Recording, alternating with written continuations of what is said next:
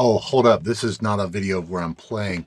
This is actually a video that I'm doing to talk about business for musicians. In this video, I'll help you understand how and why not to use social media if it's wasting time and energy for you.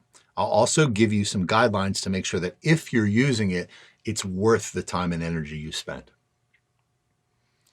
The most important question to answer is this: what measurable benefits to your business does your social media strategy create for you as compared to the amount of time and energy you invest in social media? You should only use social media for your business if it creates a return on the investment of your time and energy as compared to other investments. Making a key distinction is important here, and that is the distinction between using social media for your business as opposed to using it for enjoyment or social reasons. I'm only interested here in talking about whether or not it will help your business. Just like the distinction between practicing music versus doing music for enjoyment, we should separate the recreational side from the productive side of practicing it. With social media, it's important that you separate the investment into your business from the time you're just hanging out on different platforms. First, I'll share a huge strategic change I made that has helped my business on social media. After years of trying different things, I started using a scheduler. The link to my scheduler I'm going to put below in the description, and you can use it for free. And there are a few reasons why it's been so helpful to me and totally changed how I use social media. The first reason is batch processing. By sitting down to write posts for about 1 hour, I can get all my posts planned for the following week, and or even month, and it saves me tons of time and allows me to focus and do a better job on those posts. The second reason is reposting, because not everybody sees the initial post, so you want to be able to repost. Once my posts are in my scheduler, I can more easily find, modify, and repost them later. This is huge, especially for a content marketer like me, to be able to recontextualize, repurpose, and repost my content over time. For example, I can post this video you're watching now multiple times on different social media platforms over the next few years even, and the scheduler will make it easier for me to do this. Check the link in the description if you'd like to learn more about the scheduler I use, which is called Social Bee, for free. Let me break down for you some of the questionable myths about social media and your business. Number one, the first myth is that people won't take you seriously if you don't have a lot of followers. Let's be honest, if you have less than 50,000 followers, you're probably not even in the ballpark of being a, quote, big brand. So fighting for those extra few followers will not really make a huge difference. Anyone who's considering hiring you based on your follower count, they're probably going to move on, even if you get a couple more thousand. If they're looking for you based on having huge followers, they're not going to hire you. Assuming you're not already a big brand, no client who could realistically hire you is going to discount you just because you don't have tons of fans on social media. So instead of swimming upstream to promote yourself on social media and get more followers, you can demonstrate the credibility of yourself and your work or your service in other ways, like using reviews from past customers. And I'll include links to the testimonial pages that I use to provide this kind of credibility. Or by listing your clients, just a list of clients who have hired you. Also by showing your work samples, or even through just preparing good proposals and presentations. All these things can improve your credibility. So you don't need to have tons of followers for that. Again, look in the description of this video below for examples. Any of the things I just mentioned are more compelling to your prospective clients than having 10,000 Instagram followers, and more likely a better use of your time than being on social media, especially if you're a small business and you don't have tons of followers or a huge brand already. Myth number 2. Have you been told that you need to post stuff for your business? You don't need to. Some people post a lot to promote their business, including me. I take the attitude that anyone who doesn't want to see my promotions, they don't have to follow me if they don't want to. Using social media to promote my business is a fit for me. I'm comfortable with it. But again, you can promote your business and get clients in lots of other ways. Resist the urge to post and share things if you don't feel comfortable doing it. Not everyone does it, and you don't have to do it if you don't want to. Also, if you do post, you don't have to do what everybody else is doing. Sure, some people take strong personal stands on social media and they feel good about that. It doesn't mean that you have to share or take a stand on anything you don't want to publicly. Some people post in really flashy, braggy ways. You don't have to post that way. Again, social media can also be a huge time and energy suck that detracts from your business. And if you spend your time on sales and marketing in other ways, you won't feel nearly as guilty about social media, especially when you start getting more clients, which is your goal. Myth number 3. Do you believe that you need to do social media to promote your brand? One huge cause for confusion around this idea has to do with understanding of the idea of brand. The way big businesses and small businesses invest in branding is fundamentally different. If you're a small business, you arguably should be investing more into sales and less into your brand. Branding is something you can focus on once you're big enough to afford to have an advertising budget. Until then, you're better off focusing on getting clients through selling. I'm sorry, but branding is irrelevant for most of the musicians I know because they don't have enough fans for branding to have an effect, or they don't have enough revenue to be able to afford to focus on branding.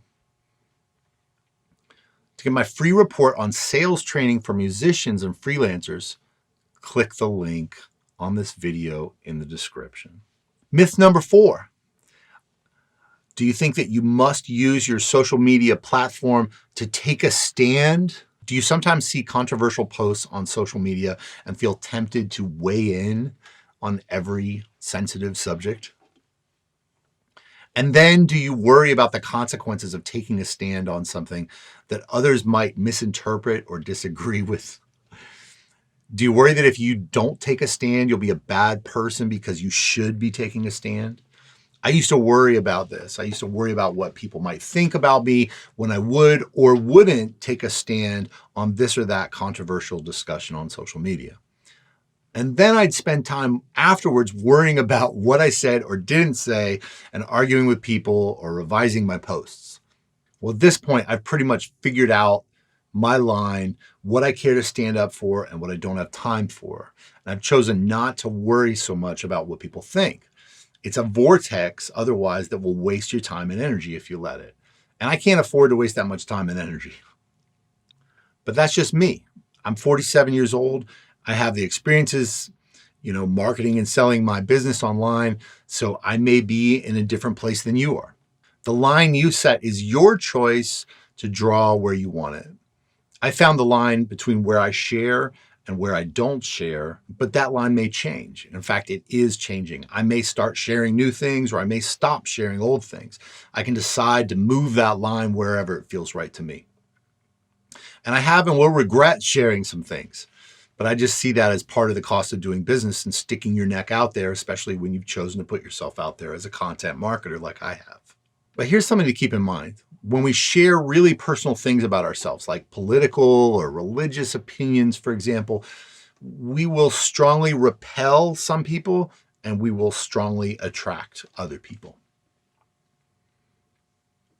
On occasion, I'm willing to take a strong stance, repelling some people and attracting other people because there's value in being authentic. And besides, some issues just, they matter to me that much. And in other situations, I remain neutral or I just don't engage because who has time for taking a stand on every single issue when you have a business to run? So, in short, the moral of this story is pick your causes and pick your battles. In my case, I choose to protect my time to run my business, take care of my family, take care of my health, pay attention to friends who I want to connect with, or whatever else is more important to me, because otherwise I would just be distracted by social media. Again, if you enjoy social media, I'm not here to tell you what to do, but I will caution you that it's not necessarily helping your business unless you're one of the few people who use it strategically and efficiently. If you want to use social media to grow your business, here are 3 models that you should consider. Decide which one of these best fits you. First, the freelancer. If you spend maybe 3 to 5 hours per week on social media and you generate clients, awareness, and sales, that's great. Here's another example. Big brand. If you're a viral superstar, that's awesome. Third example would be a growing small business and or content marketer. Also great. 3 models: freelancer, small business / content marketer, and big brand. Each of these are models that you can decide to plan for strategically. Otherwise, chances are you may be working inefficiently without generating results, diluting yourself while harming your business. So many musicians come to me for career mentoring, and one of the common pain points for them has to do with a lack of clarity around social media marketing. I tell all my clients that the single most important thing they can do to grow their career is to offer their services to the right people appropriately and consistently over time. Another word for this is sales.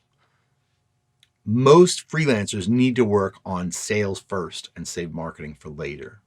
Whether you're selling one-to-one or one-to-many, the premise for following up with people is all about creating know, like, and trust with your prospective clients.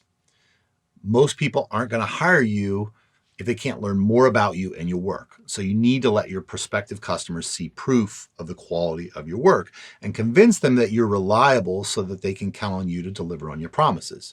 And social media is just one way to create that know, like, and trust. If you want to use it for this to grow your business, let's talk about social media strategy more specifically.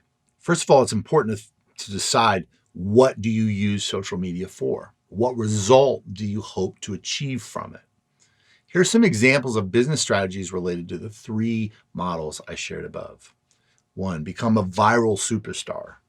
To become a viral superstar on social media, you or someone you hire, I would guess, needs to dedicate about 20 to 40 hours per week minimum to creating and sharing content, and you should plan to do this for probably a year or 2.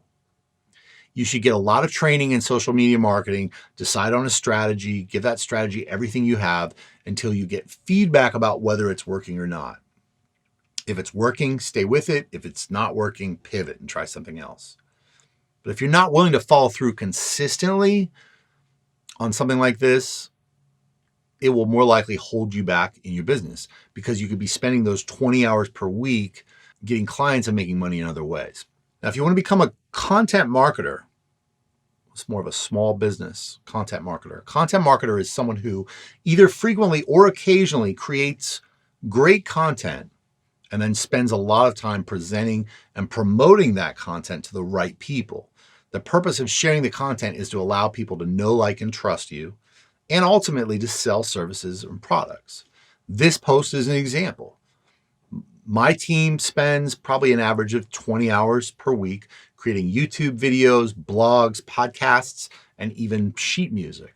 We want you to decide for yourself from the content I share whether or not you know, like, or trust me. And we want you to see with this post that I'm a credible source to turn to for business advice. You can then follow links in the video and the cards to then get more free content from me related to business for musicians and freelancers. Or you can join my mentoring group or even apply to have a free call with me to talk about your business. I don't create as much content as really big brands, for example, like my brother Lewis Howes. He's constantly distributing content, and he's also a viral superstar. But you don't have to make as much content as me, let alone my brother Lewis. You can focus on pillar content, which may include 3 to 5 videos per year or 2 articles per year, focused on your portfolio and or work samples. Then you could share these in a place like a LinkedIn portfolio, a website, and simply send prospects to these links when you're making a proposal to them via email. If you choose to be active as a content marketer, do it strategically in a way which directly creates results in your business. For example, make content that solves problems, educates, or entertains.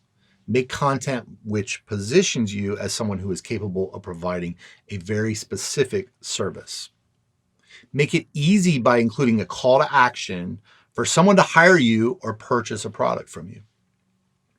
Ideally, the deeper content will be available on your website, your blog, LinkedIn portfolio, Google Drive, Dropbox, or YouTube channel, and you'll use other social media to promote and send people to this content.